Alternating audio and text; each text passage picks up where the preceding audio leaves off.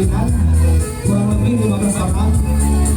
Untuk Muhammad dari rombongan itu kami persilakan untuk pergi kepada telah dipersilakan di depan pelaminan.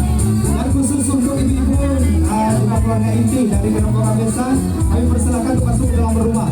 Karena di dalam rumah juga sudah kami sediakan beberapa saja hidangan yang kami sediakan untuk Anda.